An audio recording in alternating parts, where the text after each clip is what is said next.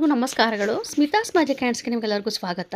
ನೋಡಿ, ಇವತ್ತು ನಾನು ನಿಮಗೆ ಗೋಪದ್ಮ ಪೂಜೆಯ ಬಗ್ಗೆ ಮಾಹಿತಿ ಕೊಡ್ತಾ ಇದ್ದೇನೆ. ಈ ಒಂದು ಪೂಜೆ ನಾವು ಯಾಕೆ ಅಧಿಕ ಮಾಸದಲ್ಲಿ ಮಾಡಲೇಬೇಕು ಅನ್ನುವುದಾದರೆ, ನಿಮಗೆ ಗೊತ್ತಿರುವ ಹಾಗೆ ಹಸುವಿನಲ್ಲಿ ಮುಕ್ಕೋಟಿ ದೇವರುಗಳು ನೆಲೆಸಿರ್ತಾರೆ. ಹಾಗಾಗಿ ನಾವು ಈ ಒಂದು ಪೂಜೆಯಿಂದ ಅಷ್ಟೂ ದೇವರುಗಳ ಅನುಗ್ರಹ ಪಡೆಯುತ್ತೇವೆ. ನಿಮಗೆ ಗೊತ್ತಿರುವ ಹಾಗೆ ಅಧಿಕ ಮಾಸದಲ್ಲಿ ನಾವು ವಿಷ್ಣುವಿನ ಆರಾಧನೆ ಹೆಚ್ಚಾಗಿ ಮಾಡ್ತೇವೆ.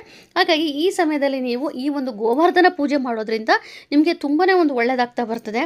ಏನೆಲ್ಲ ಫಲಗಳು ಅಂತ ಅನ್ನೋದಾದರೆ, ಆದಷ್ಟು ಈ ಒಂದು ಅದರಲ್ಲೂ ವಿಶೇಷವಾಗಿ ಬರೀ ನೀವು ಗೋಪದ್ಮ ಪೂಜೆ ಮಾಡಿದ್ರೆ ಸಾಲದು. ಈ ಒಂದು ನಾನು ತಿಳಿಸ್ಕೊಡುವಂಥ ಒಂದು ಮಂತ್ರವನ್ನು ನೀವು ಹೇಳ್ಕೊಂಡು ಈ ಒಂದು ಗೋಪದ್ಮ ಪೂಜೆ ಮಾಡಬೇಕು.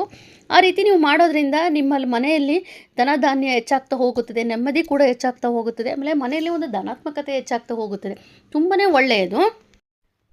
ನೋಡಿ, ಈ ಪೂಜೆ ಮಾಡೋಕ್ಕಿಂತ ಮುಂಚೆ ನಾವು ಮೊದಲು ಒಂದು ಪೀಠದ ಸಿದ್ಧತೆ ಮಾಡ್ಕೋಬೇಕು. ಅಂದರೆ ನಿಮ್ಮ ದೇವರ ಮನೇಲೇ ಮಾಡುವಂಥದ್ದು. ಎಷ್ಟು ಚಿಕ್ಕದಾದ ಜಾಗ ಇರುತ್ತೋ ಅಷ್ಟರಲ್ಲೇ ನೀವು ಈ ಒಂದು ರಂಗೋಲಿ ಹಾಕ್ಕೋಬೋದು. ನಾನು ಸ್ವಲ್ಪ ದೊಡ್ಡದಾಗಿ ತೋರಿಸ್ತಾ ಇದ್ದೀನಿ ಅಷ್ಟೇ. ಪುಟ್ಟದಾಗಿ ಮಾಡ್ಕೊಳ್ಳೋವಂಥದ್ದು. ಮೊದಲು ನಾವು ಶಂಕುಚಕ್ರ ನಾಮವನ್ನು ಬರಿಬೇಕಾಗುತ್ತದೆ. ನಂತರದಲ್ಲಿ ನಾವು ಗೋಪದ್ಮವನ್ನು ಬರಿಬೇಕಾಗುತ್ತದೆ. ಗೋಪದ್ಮ ಅಂದರೆ ಎಷ್ಟು ಗೋಪದ್ಮ ಬರಿಬೇಕು ಅಂದರೆ 33 ಗೋಪದ್ಮವನ್ನು ನಾವು ಬರಿಬೇಕಾಗುತ್ತದೆ. ಈ ಒಂದು ಪೂಜೆಯನ್ನು ನೀವು ಬೆಳಗ್ಗೆನೂ ಮಾಡಬಹುದು, ಹಾಗೆ ಸಂಜೆನೂ ಮಾಡಬಹುದು. ಸಪ್ರೇಟಾಗಿ ಮಾಡಬೇಕು ಆ ಥರ ಏನಿಲ್ಲ. ಈಗ ನಿಮ್ಮ ದೇವರ ಮನೆಯಲ್ಲಿ ಏನಪ್ಪ ಅಂದರೆ ಲಕ್ಷ್ಮೀ ವೆಂಕಟೇಶ್ವರ ಫೋಟೋ ಇಲ್ಲ, ಅಥವಾ ಕೃಷ್ಣನ ಫೋಟೋನೂ ಇಲ್ಲ, ನಮ್ಮ ಮನೆ ದೇವರ ಫೋಟೋ ಅಷ್ಟೇ ನಾವು ಇಟ್ಕೊಂಡು ಪೂಜೆ ಮಾಡ್ತಾ ಇದ್ದೀವಿ ಅಂದರೂ ಪರವಾಗಿಲ್ಲ. ನೀವು ಏನು ನಿಮ್ಮ ಮನೆ ದೇವರ ಪೂಜೆ ಮಾಡ್ತಿದ್ದೀರೋ ಅದರ ಮುಂದೆನೇ ನೀವು ಈ ಒಂದು ರಂಗೋಲಿನ ಹಾಕ್ಕೊಂಡು ನಾನು ತಿಳಿಸಿಕೊಡುವಂಥ ಮಂತ್ರವನ್ನು ಹೇಳ್ಕೊಂಡು ನೀವು ಈ ಒಂದು ಪೂಜೆ ಮಾಡಬೇಕಾಗುತ್ತದೆ. ಇದನ್ನು ಪ್ರತಿಯೊಬ್ಬರು ಕೂಡ ಮಾಡಬೇಕು. ಅದರಲ್ಲೂ ವಿಶೇಷವಾಗಿ ಯಾರೆಲ್ಲ ಒಂದು ಸಂತಾನಾಪೇಕ್ಷೆ ಉಳ್ಳವರಾಗಿರ್ತೀರಿ ಅವರು ಈ ಒಂದು ಪೂಜೆ ಮಾಡಲೇಬೇಕಾಗುತ್ತದೆ. ಈ ಅಧಿಕ ಮಾಸದಲ್ಲಿ ನೀವು ಮಾಡಿದಾಗ ನಿಮಗೆ ನೀವು ಅಂದುಕೊಂಡಿದ್ದ ರೀತಿಯಲ್ಲಿ ನೀವೇನು ಸಂತಾನ ಬೇಕು ಅಂತ ಅಂದ್ಕೊಂಡಿರ್ತೀರೋ ಅದು ಖಂಡಿತ ನಿಮಗೆ ಅದು ಈಡೇರುತ್ತದೆ. ಹಾಗಾಗಿ ಒಂದು ಪೂಜೆಯನ್ನು ಮಾಡ್ಕೋಬೇಕಾಗುತ್ತದೆ. ನೋಡಿ, ನಾವು ಗೋಪದ್ಮ ಅಂತಂದರೆ ಗೋಪದ್ಮ ಅಂದರೆ ಗೋವಿನ ಪಾದದ ಚಿತ್ರವಾಗಿರುತ್ತದೆ. ಕೆಳಗಿನ ಭಾಗದಲ್ಲಿ ನಾವು 9 ಗೋಪದ್ಮ ಬರೆದಿದ್ದೇನೆ. ಅದರ ಮೇಲೆ 7 2 ಬಾರಿ 2 ಲೈನಲ್ಲಿ ಬರೆದಿದ್ದೇನೆ. ನಂತರದಲ್ಲಿ 4 3 1 ಈ ರೀತಿಯಾಗಿ ನಾವು ಗೋಪುರದ ರೀತಿಯಲ್ಲಿ ನಾವು ಬರಿಬೇಕಾಗುತ್ತದೆ.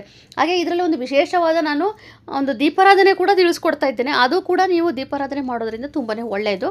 ನೋಡಿ, ಗೋಪದ್ಮ ಈ ರೀತಿ ಬರಿಬೇಕು. ಈ ಪದ್ಮವನ್ನು ನೀವು ಮೊದಲೇ ಬರೆದಿಟ್ಕೋಬೋದು. ಅದು ಇದರಲ್ಲಿ ವಿಶೇಷ ನಾವು ಮಾಡಬೇಕಾಗಿರುವಂಥದ್ದು ಅರ್ಚನೆ ಆಗಿರುತ್ತದೆ. ನೋಡಿ, ನಾನು ಗೋಪದ್ಮ ಬರೆದು ಸಿದ್ಧತೆ ಮಾಡ್ಕೊಂಡಿದ್ದೇನೆ. ಹಾಗೆ ಒಂದು ದೀಪದ ಸಿದ್ಧತೆ ಕೂಡ ಮಾಡ್ಕೊಂಡಿದ್ದೇನೆ.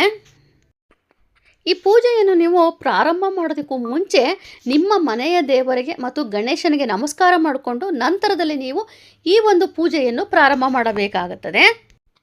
ನೋಡಿ, ರಂಗೋಲಿಯನ್ನು ನೋಡ್ಕೊಂಡ್ರಿ. ಈಗ ನಾನು ನಿಮಗೆ ದೀಪಾರಾಧನೆ ಬಗ್ಗೆ ಮಾಹಿತಿ ಕೊಡ್ತಾ ಇದ್ದೇನೆ. ಒಂದು ಮಣ್ಣಿನ ದೀಪ ತೆಗೆದುಕೋಬೇಕು. ಅದರಲ್ಲಿ ನೋಡಿ, ಬತ್ತಿ ನೋಡ್ತಾ ಇರ್ಬೋದು. ಇದು ಯಾವ ಥರ ಅಂತಂದರೆ ಅಷ್ಟದಳ ಗೋಪುರದ ಬತ್ತಿ ಅಂತೇಳಿ. ಇದು ನೀವೇ ಮನೇಲಿ ಕೂಡ ಮಾಡ್ಕೋಬೋದು. ಏನು ಮಾಡ್ಬೋದು ಅಂತಂದರೆ, ಮಧ್ಯದಲ್ಲಿ ಸ್ವಲ್ಪ ದಪ್ಪವಾಗಿ ನೀವು ಬತ್ತಿ, ಇದು ಹತ್ತಿ ಇರುತ್ತೆ ಕಾಟನ್ನು, ಅದನ್ನು ನೀವು ಉದ್ದವಾಗಿ ಜೋಡಣೆ ಮಾಡ್ಕೋಬೇಕು. ನಂತರ ಸುತ್ತ ಒಂದು 5-6 ಬತ್ತಿಗಳು ತೆಗೆದುಕೊಳ್ಳಿ. ಅದನ್ನು ಎಳೆ ಮಾಡಿಕೊಂಡು ಸುತ್ತುತ್ತಾ ಬರಬೇಕು. ಕೆಳಗೆ ಅಗಲ ಇರುತ್ತೆ, ಮೇಲೆ ಬರ್ತಾ ಬರ್ತಾ ಚಿಕ್ಕದಾಗುತ್ತೆ. ಆ ರೀತಿಯ ಸಿದ್ಧತೆ ಮಾಡ್ಕೋಬೇಕು. ಮೇಲಿನ ತುದಿ ಭಾಗದಲ್ಲಿ ನೀವು ಈಗ ತುಪ್ಪದ ಬತ್ತಿ ಹಚ್ತಿರಲ್ಲ, ನೀವು ಹೂ ಬತ್ತಿ, ಅದನ್ನು ನೀವು 8 ಬತ್ತಿಯನ್ನಾಗಿ ಜಾಯಿಂಟ್ ಮಾಡ್ಕೊಂಡ್ಬಿಟ್ರೆ ಅಷ್ಟೇ. ಅದು ಭಾಳ ಈಸಿ ಮಾಡುವಂಥದ್ದು. ಆದರೆ ನಾನು ಈಗಾಗಲೇ ನಿಮಗೆ ಅದರದ್ದು ಒಂದು ನಂಬರ್ ಕೂಡ ಕೊಟ್ಟಿದ್ದೆ.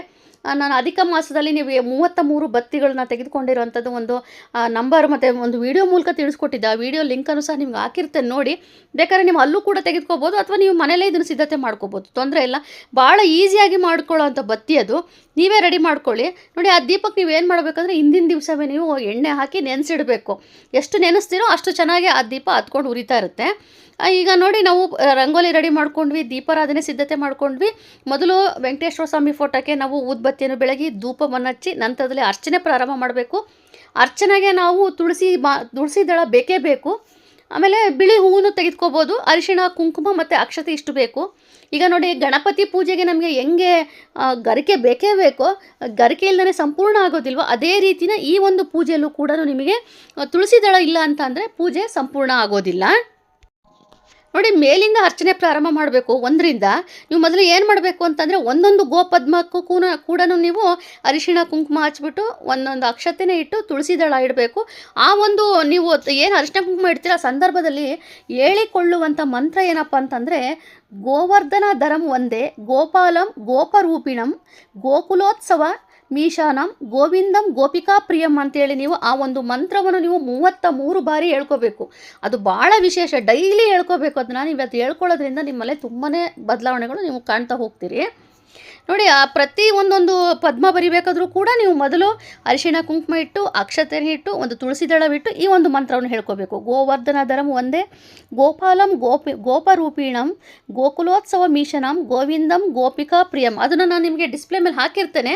ಆ ಒಂದು ಮಂತ್ರವನ್ನು ಹಾಳೆಯಲ್ಲಿ ಬರೆದಿಟ್ಕೊಂಡು ನೀವು 33 ಬಾರಿ ನೀವು ಆ ಮಂತ್ರವನ್ನು ಹೇಳ್ಕೊಳ್ತಾನೆ ನೀವು ಅರ್ಚನೆ ಮಾಡ್ತಾ ಬರಬೇಕಾಗುತ್ತದೆ. ಪ್ರಸಾದ ಅಂತ ಬಂದಾಗ ವಿಶೇಷವಾಗಿ ಪ್ರಸಾದ ಅಂತ ಏನೂ ಇಲ್ಲ.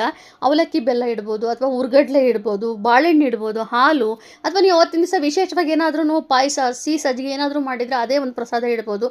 ಹಿಂಗೆ ಮಾಡಬೇಕು ಆ ಥರ ಏನಿಲ್ಲ. ಇದರಲ್ಲಿ ರಂಗೋಲಿ ಹಾಕಬೇಕು, ಅರ್ಚನೆ ಮಾಡ್ಕೋಬೇಕು, ಅಷ್ಟೇ ವಿಶೇಷವಾಗಿರೋಂಥದ್ದು.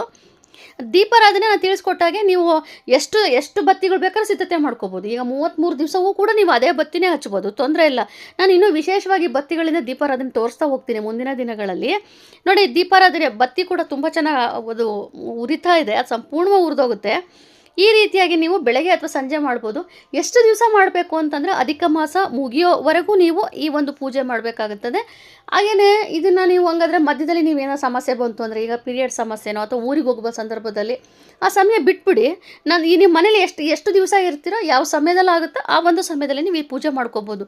ಇಂಥ ಸಮಯದಲ್ಲೇ ಮಾಡಬೇಕು, ಹೀಗೇ ಮಾಡಬೇಕು ಆ ಥರ ಏನಿಲ್ಲ. ಇದು ತುಂಬ ಸರಳವಾದ ಪೂಜಾ ವಿಧಾನ, ಆದರೆ ಅಷ್ಟೇ ನಿಮಗೆ ಉತ್ತರ ಕೊಡುವಂಥ, ಅಂದರೆ ಅಷ್ಟೇ ನಿಮಗೆ ಫಲ ಕೊಡುವಂಥ ಒಂದು ವಿಧಾನ ಅಂತಲೇ ಹೇಳ್ಬೋದು. ಯಾಕಂತಂದರೆ ಈ ಒಂದು ಮಾಸದಲ್ಲಿ ಕೃಷ್ಣನನ್ನು ಸ್ಮರಿಸುತ್ತೇವೆ. ಯಾಕಂತಂದರೆ ಕೃಷ್ಣ ಕೂಡ ವಿಷ್ಣುವಿನ ರೂಪನೇ ಆಗಿರ್ತಾರೆ. ಹಾಗಾಗಿ ಈ ಅಧಿಕ ಮಾಸದಲ್ಲಿ ನಾವು ಈ 33 ಬಾರಿ ಮಂತ್ರವನ್ನು ಹೇಳ್ಕೊಂಡು ಈ ರಂಗೋಲಿ ಹಾಕಿ ನಾವು ಪೂಜೆ ಮಾಡೋದ್ರಿಂದ ನಮಗೆ ಮುಕ್ಕೋಟಿ ದೇವರುಗಳ ಆಶೀರ್ವಾದ ಕೂಡ ಸಿಗುತ್ತೆ. ನೋಡಿ, ಒಂದೇ ಪೂಜೆಯಲ್ಲಿ ನಾವು ಅಷ್ಟೂ ದೇವರುಗಳ ನಾವು ಆಶೀರ್ವಾದ ಪಡಿತೇವೆ. ಹಾಗಾಗಿ ಎಲ್ಲರೂ ಕೂಡ ಇದನ್ನು ಆಚರಣೆ ಮಾಡಿ ಅಂತಲೇ ಹೇಳೋದಕ್ಕೆ ಇಷ್ಟಪಡ್ತೇನೆ. ಸೊ ಇವತ್ತಿನ ಒಂದು ವಿಡಿಯೋ ನಿಮಗೆ ಇಷ್ಟವಾಗಿದ್ದಲ್ಲಿ ದಯವಿಟ್ಟು ಆದಷ್ಟು ಶೇರ್ ಮಾಡಿ, ಲೈಕ್ ಮಾಡಿ, ಕಮೆಂಟ್ ಮಾಡಿ, ಹಾಗೆಯೇ ಸಬ್ಸ್ಕ್ರೈಬ್ ಮಾಡ್ಕೊಳ್ಳಿ. ಹಾಗೆ ಇನ್ನು ಮುಂದಿನ ದಿನಗಳಲ್ಲಿ ಅಧಿಕ ಮಾಸಕ್ಕೆ ಸಂಬಂಧಪಟ್ಟಂತೆ ಇನ್ನೂ ಸಾಕಷ್ಟು ಮಾಹಿತಿಗಳನ್ನು ನಾನು ಕೊಡ್ತಾ ಹೋಗ್ತೇನೆ. Thank you.